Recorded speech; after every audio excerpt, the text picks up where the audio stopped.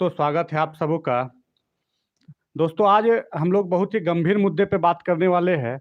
जी हाँ, अभी से कुछ दिन पहले रेलवे एनटीपीसी ने अपना रिजल्ट जारी किया। उसके बाद से लगातार विरोध हो रहा है, जहाँ पे हम लोग आए दिन देखते हैं तो कहीं पे ट्रेन ट्रेन को आग के हवाले कर दिया जाता है, तो कहीं पे पूरे स्टेशन को तोड़ दिया जाता है। आखिर यह विरोध क्यों हो रहा है? स्टूडेंट आखिर इतना उग्र क्यों हो गए हैं? यह आइए आज हम लोग जानने का प्रयास करते हैं।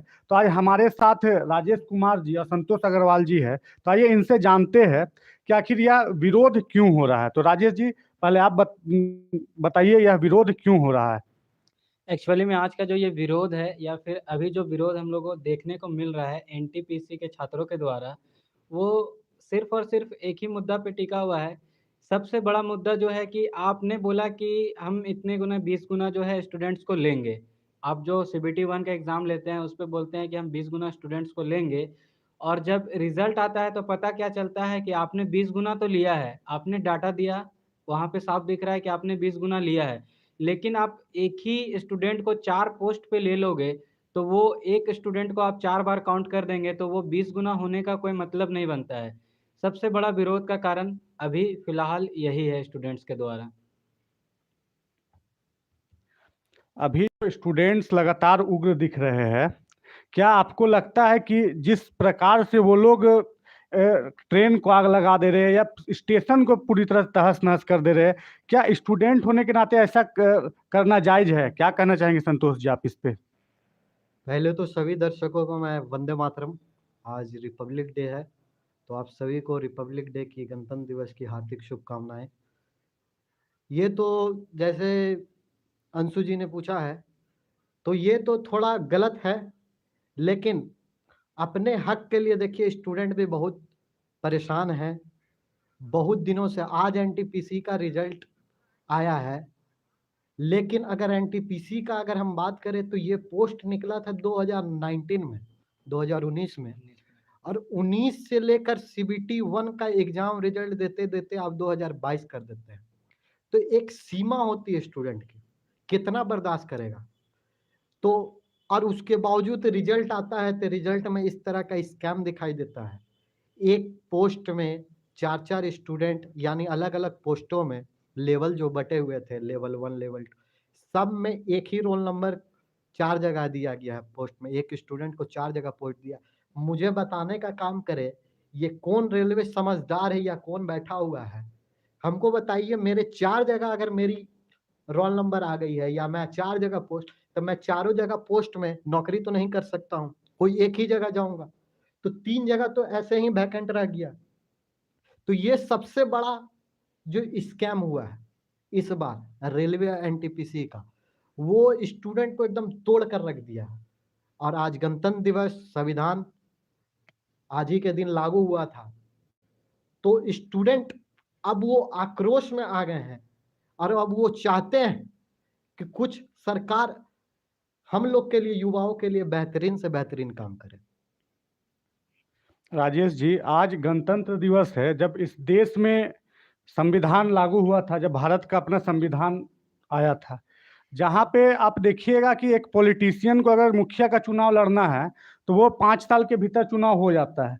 लेकिन अगर एक इंसान, अगर कोई युवा अगर किसी फॉर्म को भरता है तो उसका कोई नहीं होगा, कहीं नहीं होगा। तो क्या आपको लगता है कि संविधान में कुछ ऐसा संशोधन होना चाहिए कि अगर कोई सा भी फॉर्म निकलता है तो 1 साल या 2 साल के भीतर उसका रिजल्ट देकर स्टूडेंट को नौकरी मिल जानी चाहिए? क्या कहना चाहेंगे आप इसके बारे में?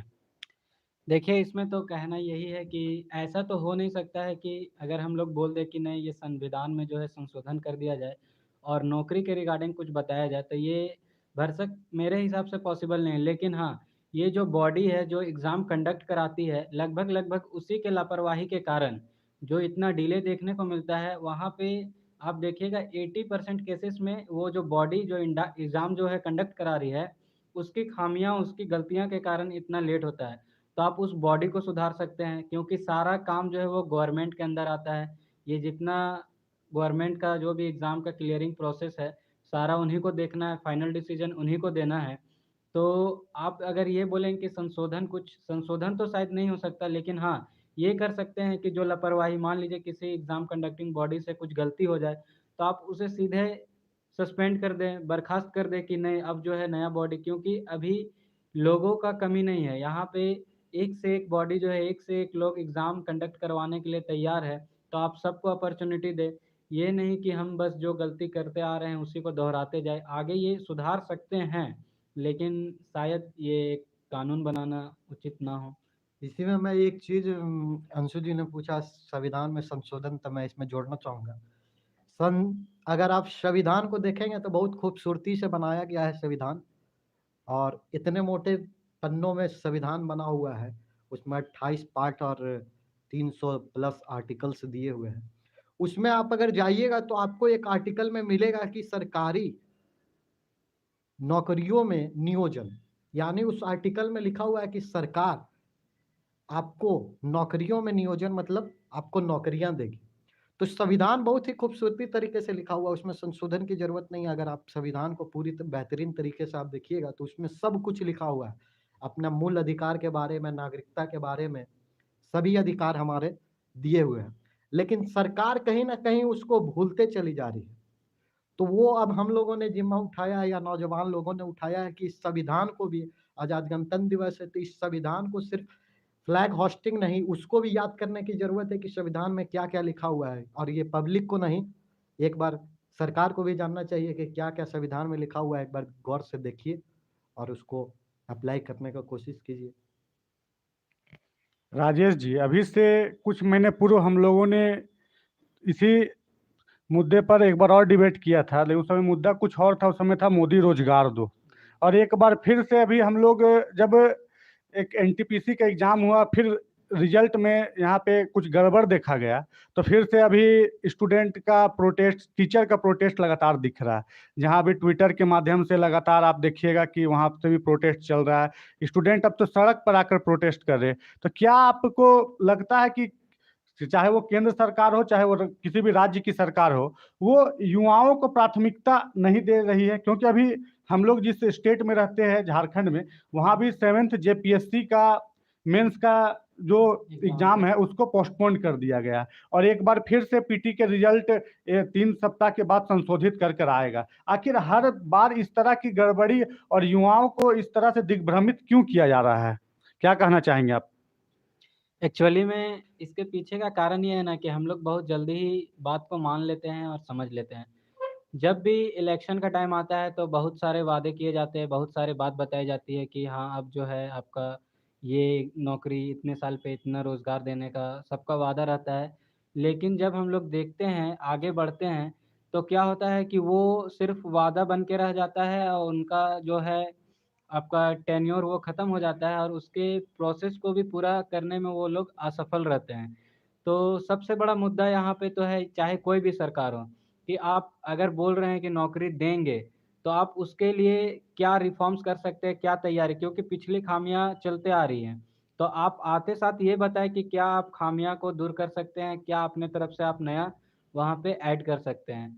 दूसरी चीज़ अंशु जी, आपका जो कहना है कि इस क्वेश्चन पे कि जो ये खामियाँ देखने को मिल रही है, तो ये खामियाँ में मैं एक बात बताना चाहूँगा, प्रोटेस्ट जो हो रहा है अभी फ़िलहाल, तो प्रोटेस्ट जब तक ट्विटर कैंपेन के द्वारा था, सही था, और ये आपका प्रोटेस्ट जो ट्विटर से थोड़ा आगे बढ़ के अभी आया, वो भी बहुत हद तक सही है। लेकिन यहाँ पे कहीं-कहीं क्या हो रहा है कि ये जो आपका प्रोटेस्ट दिख रहा है, उसमें हम लोग कहीं-कहीं देख रहे हैं कि कुछ मतलब सरकारी संपत्तियों का नुकसान किया जा रहा है, ये थोड़ा गलत है। लेकिन अगर कोई शांति तरीके से भी अगर प्रोटेस्ट कर रहा है कोई स्टूडेंट, तो हम लोग को देखने को क्या मिलता है कि वो मतलब सरकार के कंसिडरेशन में है ही नहीं, और कंसिडर अगर किया जा रहा है तो कहीं न कहीं ऐसा नहीं है कि ताली एक हाथ से तो बजती नहीं है। अगर कोई स्टूडेंट रेलवे स्टेशन पे ही प्रोटेस्ट कर रहा है, अगर शांति ढंग से कर रहा है, तो वहाँ पे इतने फ़ोर्स है, तो ऐसा नहीं है कि सिर्फ़ एक तरफ से ही वो जो तोड़-फोड़ के कारण जो मतलब कि नुकसान का जो कारण बन रहा है, वो दोनों के तरफ से है। ऐसा नहीं कि सिर्फ़ स्टूडेंट की ही हर जगह कमी है और ऐसा नहीं कि स्टूडेंट की हर जगह गलती है।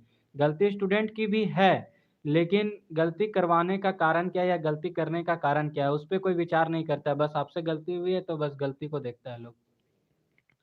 संतोष जी, अभी हम लोग लगातार देख रहे हैं जो प्रोटेस्ट चल रहा है, वहाँ पे जितने भी डिजिटल माध्यम से जितने भी टीचर जो पिछले कोविड में फेमस हुए, चाहे आप खान सर को ले लीजिए, चाहे जितने भी सर, वो लोग लगातार छात्रों से अपील कर रहे हैं कि आप उग्र आंदोलन ना करें, आप किसी भी सरकारी संपत्ति का नुकसान ना करें। तो आपको क्या ऐसा लग रहा है कि स्टूडेंट के साथ कुछ उपद्रवी मिलकर इसे कुछ और एंगल देने का प्रयास कर रहे हैं? क्योंकि आपको क्या लगता है, पहला सवाल तो है कि स्टूडेंट ये कर सकते हैं अगर वो कितने भी उग्र हो, या कोई और इसे कर रहा है ताकि इससे स्टूडेंट बदनाम हो या किसी तरह से?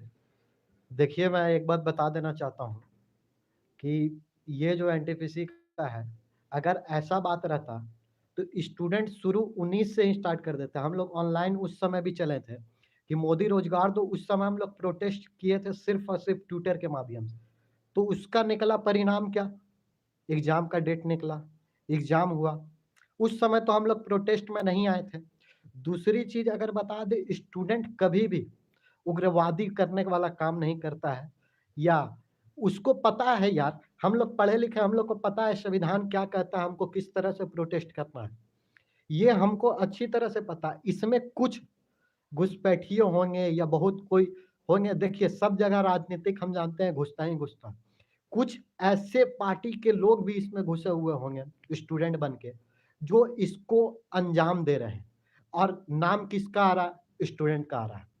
लेकिन तो भी अगर देखिए भ्रमित करने का काम किया जा रहा है स्टूडेंट को, इससे स्टूडेंट भी भ्रमित हो रहे हैं और साथ में काम कर रहे हैं। लेकिन हम लोग तो यही जानते हैं कि स्टूडेंट, मेरा मानना है कि हम लोग भी स्टूडेंट रहे हैं और स्टूडेंट हैं भी, तो हम लोग का मानना है हम लोग कभी भी उपद्रवी वाला काम नहीं करते हैं। हम लोग शांति ढंग से प्रोटेस्ट करते हैं, और स्टार्टिंग जो प्रोटेस्ट हुआ था वो भी शांति ढंग से ही हुआ था। धीरे धीरे इसको थोड़ा अलग रूप देने का काम तो जरूर किया जा रहा है, लेकिन तो भी हम लोग से अपील यही रहेगा कि अगर किसी के अभाव में या किसी के बात में अगर स्टूडेंट अगर गलत कदम उठा रहे हैं, तो वो एकदम गलत है, वो नहीं उठाना चाहिए।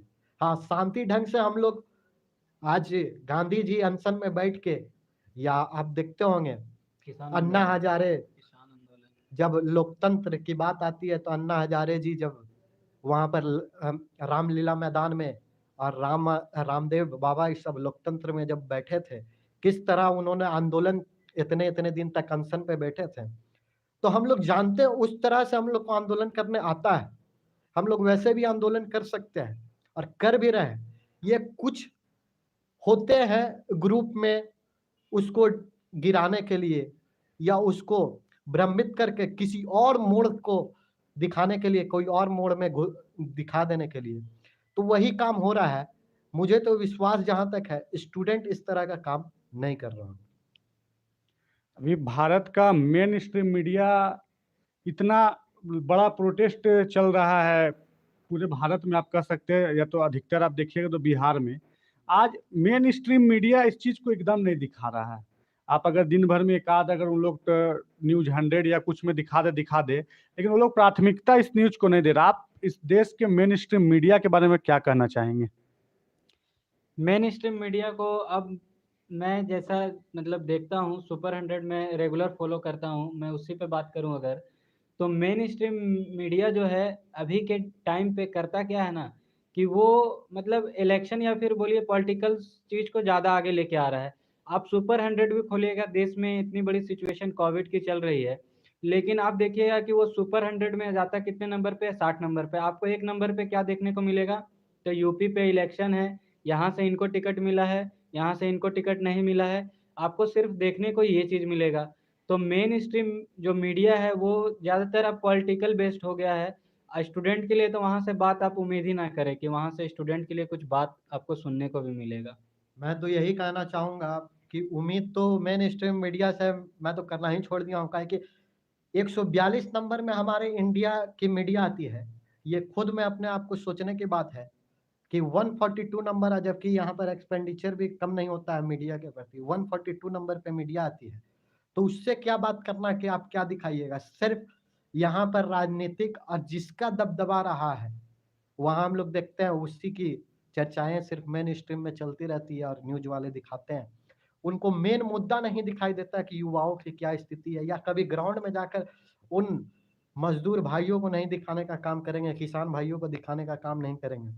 वो सिर्फ एक बड़े-बड़े पार्टी या बिज़नेसमैन के हो जाए, या कोई एक्ट्रेस के घर में कुछ थोड़ा-सा भी हो जाए, या विराट कोहली के घर में कुछ हो जाए, तो उसको इतना हाइलाइटेड करके दिखाने का काम कर देंगे, लगेगा कि कितना बड़ा न्यूज़ हो गया। कोई अभी अगर एक्ट्रेस के घर में अगर उनकी थोड़ी-सी उँगली भी टूट जाए या शायद हाथ भी टूट जाए, तो वो 4 दिन तक चलेगा। तो मेन स्ट्रीम मीडिया से मैं क्या कहूँगा, वो तो खुद 142 नंबर पे आते हैं। अगर वो सुधर जाएँगे तो खुद 100 के अंदर में आ जाएँगे। राजेश जी, मेरा अगला सवाल भी मीडिया से लेकर है कि मीडिया उसी चीज़ को ज़्यादा दिखाने में प्रेफर करती है जहाँ लोग उस चीज़ को देखना चाहते हैं। जहाँ पे एक सिंपल से शब्द में समझे कि जहाँ पे मीडिया को टीआरपी दिखती है, वही चीज़ को मीडिया सबसे ज़्यादा दिखाती है। तो क्या आपको लगता है कि हमारे दर्शकों को भी अब पॉलिटिक्स को छोड़कर इस देश के मेन मुद्दों पर ध्यान देना चाहिए? आज आप देखिए कि अभी मनीष कश्यप जी जो लगातार यूट्यूब के माध्यम से बिहार के जो इंजीनियर गलती करते हैं, अब तो पूरे देश में जा जाकर वो बताते रहते हैं। आज उनके भी फॉलोअर वहाँ लाखों में, करोड़ों में व्यूज़ जाता है। तो क्या अब लगता है कि जितने भी दर्शक उन्हें पॉलिटिक्स छोड़कर मेन मुद्दे पर ध्यान देना चाहिए? अभी आपके पास ट्विटर के माध्यम से है कि आप उस चीज़ को खड़ा कर सकते हैं। अभी देखिए, अभी तक कुछ दिन पहले चाहे मोदी रोजगार दो का बात था, मोदी रोजगार दो में भी सभी लोगों ने 1 करोड़ ट्वीट चल गया। जो अब बच्चे, इस देश के हर तबके के लोग इस चीज़ पर चर्चा किए कि अब छात्र डिजिटली विरोध कर रहे हैं। तो क्या आपको लगता है कि अब जितने दर्शक हैं उनको भी अब ट्विटर के माध्यम से, चाहे किसी भी माध्यम से, अब वो जितने भी मालिक है न्यूज़ चैनल के, उन तक ये पहुंचाना चाहिए कि अब पॉलिटिक्स में कम इंटरेस्ट और भारत किस तरह से आगे बढ़े, युवाओं को किस तरह से प्राथमिकता मिले, इसका पर ध्यान देने की ज़रूरत है? एक्चुअली इसकी जो मतलब आपने जो बात कहा है, इसमें सबसे बड़ा पॉइंट है कि हमने यहाँ पे सारे बात को एक जगह आके जोड़ दिया, फिर या हमने सारे बात को एक जगह पे पॉइंट आउट किया कि यहाँ के लोगों को ये पता ही नहीं है। सबसे बड़ा मुद्दा है चुनाव का। यहाँ के लोगों को पता ही नहीं कि वोट देना है किसको और देना है तो क्यों देना है। बस ये यहाँ पे जो मेरा पर्सनल एक्सपीरियंस कहता है कि नहीं, ये मेरे कास्ट का है, ये हम लोग के लोकल का है, तो इसको जो है आपको वोट देना है। क्यों देना है ये नहीं पता, बस मेरा इससे पर्सनल टच है तो इसको वोट देना है। अगर हम जिस दिन ये समझ जाएँगे कि वोट अगर किसी को कर रहे हैं, उसके करने के पीछे, वोट करने के पीछे किसी को क्या कारण है, तो ये सारा मुद्दा ही खत्म हो जाएगा कि क्या होना है सही और क्या होना है गलत।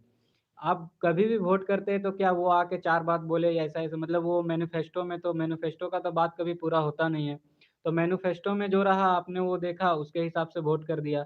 लेकिन कभी वो मैनिफेस्टो पूरा होता है क्या? किसी ने इस बात का आकलन किया? कोई नहीं। अभी जैसे चुनाव का टाइम आएगा दोबारा से, अभी तो फिलहाल बहुत लेट है मेरे स्टेट पे बोले जाए या फिर आपका केंद्र का चुनाव। तो यहाँ पे जैसे चुनाव का माहौल आएगा, फिर सब बात में जो है घूमते चले जाएँगे। कभी कोई बड़ा-सा अटैक हो जाए, ऐसा नहीं बोलता हूँ कि जैसे सपोज़ करते हैं पुलवामा अटैक या फिर कोई भी, उसको मैं कम नहीं आँक रहा, वो भी बहुत बड़ा देश का मुद्दा है, आंतरिक मुद्दा, वो भी सही है।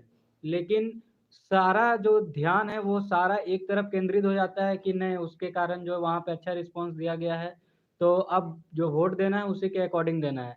ये नहीं देखा जाता है कि उसके अलावा एजुकेशन सेक्टर में क्या चेंजेस देखने को मिले। अभी कोविड के टाइम पे आपको दिखेगा सारा चीज़ ओपन है, लगभग सारा चीज़ ओपन है, चाहे 50% क्षमता के साथ हो, चाहे फिर 100% के साथ। लेकिन एजुकेशन डिपार्टमेंट या फिर जितना भी एजुकेशन सेक्टर है, सारे को बंद कर दिया गया है। इसका मतलब क्या है? यहीं पे सबसे ज़्यादा कोविड हो रहा है, या तो फिर दूसरा बात बोला जाए, तो सबसे ज़्यादा जो खतरा है आपको कोविड का, वो स्कूल, कॉलेजेस या फिर कोचिंग सेंटर्स वगैरह में है। तो ये सरकार की कुछ नीतियाँ हैं जो शायद अभी तक तो समझ में आई नहीं और आगे भी समझ में ना ही आए। मैं इसमें राजेश जी को मैं बताना चाहता हूँ, इन्होंने बोला जातिवाद। तो ये एक राजनीतिक का बहुत ही बड़ा मुद्दा है, जातिवाद, और ये शुरू से चलता आ रहा है, और ये ठीक है, अच्छा भी है, और ये खत्म भी नहीं होगा।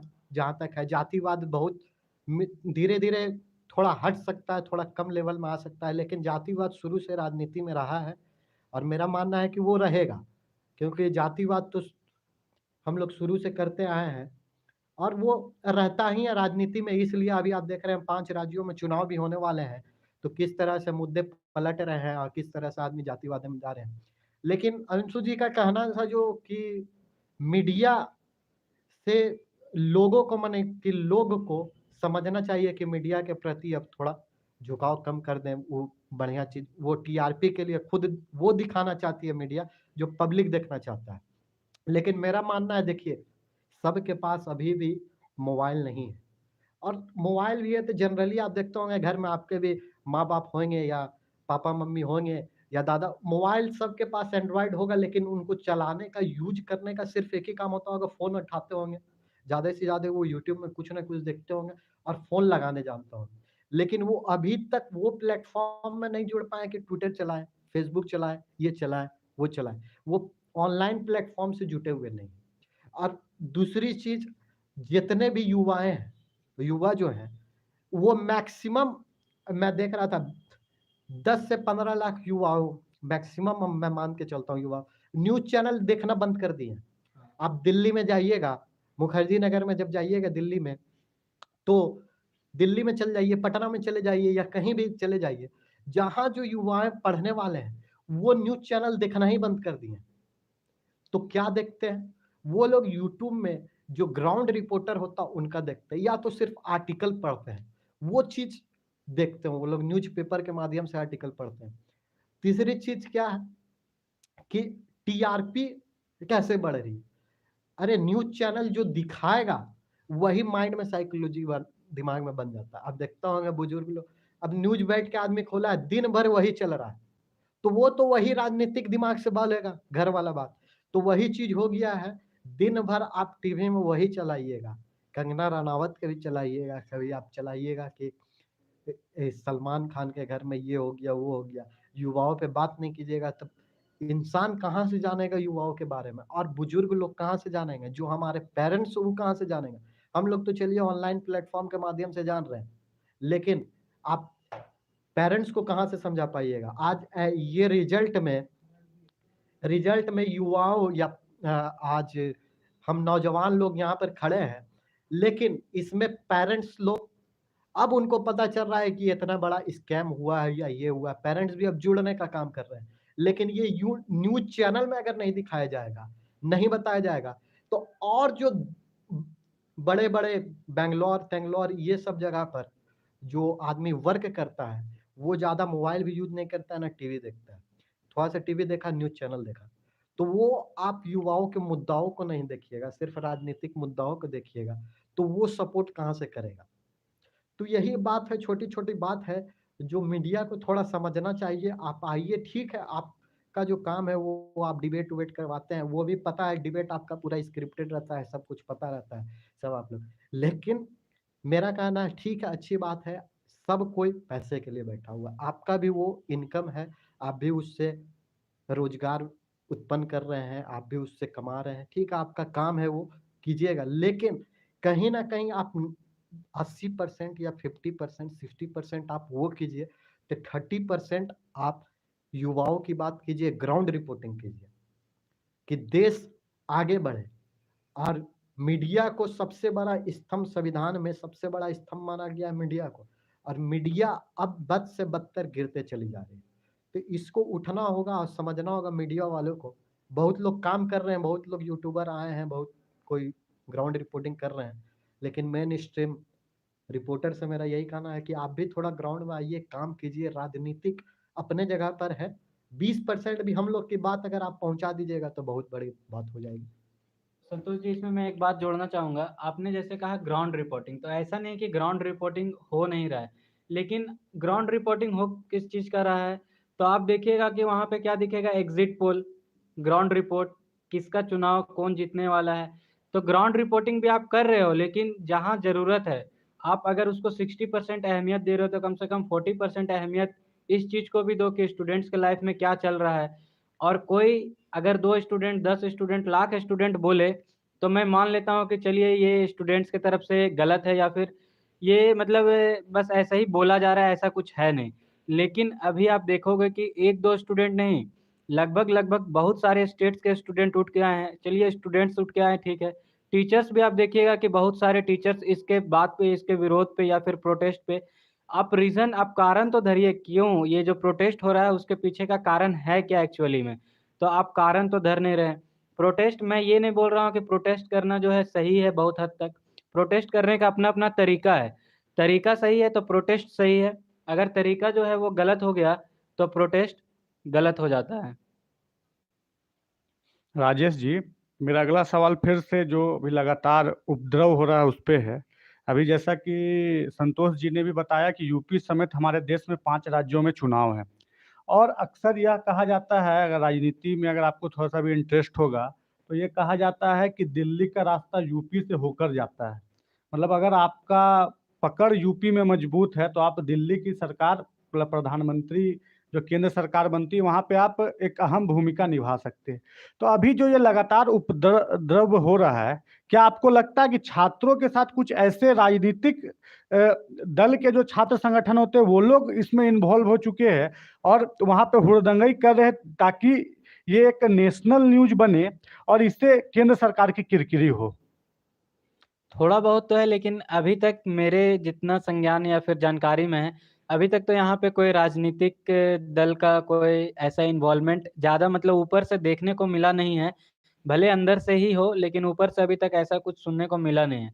और इस चीज़ को जितने स्टूडेंट्स हैं, जितने टीचर, वो चाहेंगे भी कि राजनीतिक दल पे इसको कन्वर्ट ना किया जाए, क्योंकि ये मुद्दा पॉलिटिकल नहीं है।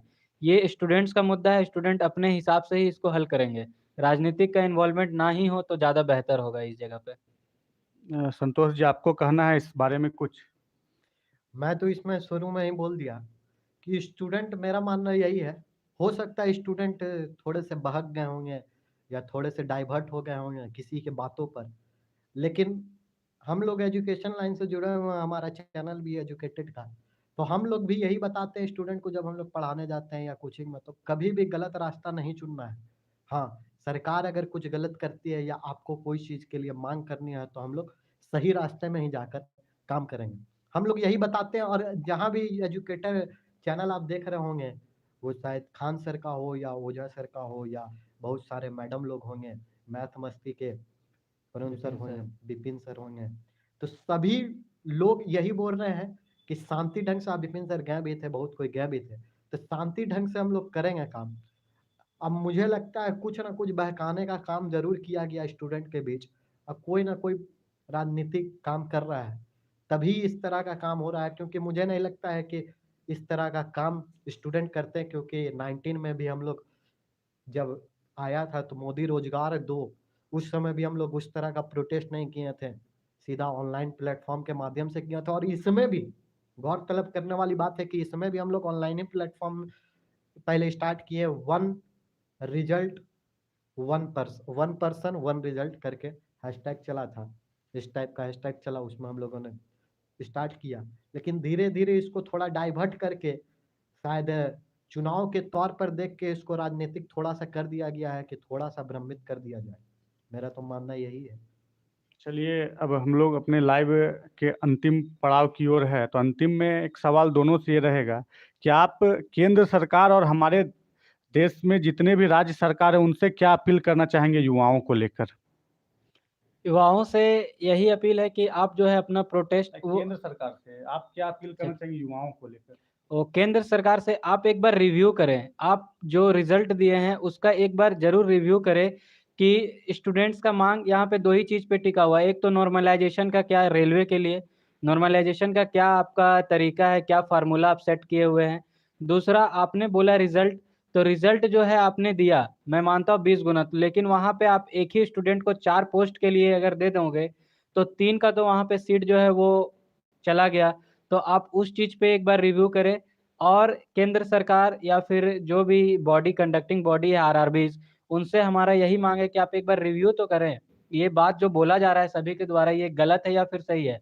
आपने बोला 20 गुना छात्रों को लिया जाएगा, ऐसा नहीं कहा था कि 20 गुना रोल नंबर्स वाले छात्रों को लिया जाएगा। तो 20 गुना अगर छात्रों को लिया जाएगा तो अलग-अलग छात्रों को, सेम छात्र को आप 4 जगह डाल देंगे, तो वो तो 20 गुना होता नहीं है।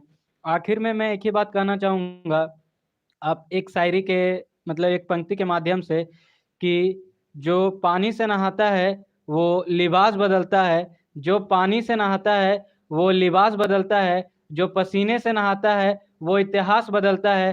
तो ऐसा काम करे स्टूडेंट्स भी, या फिर केंद्र सरकार के इतिहास में ये बात दोबारा, मतलब ये जो भर्ती लेके है, ये वापस देखने को ना मिले, काम इतना अच्छा हो कि इतिहास बन जाए, ये नहीं कि वो नाम खराब होने वाला बात हो जाए। आपको कुछ कहना है संतोष जी?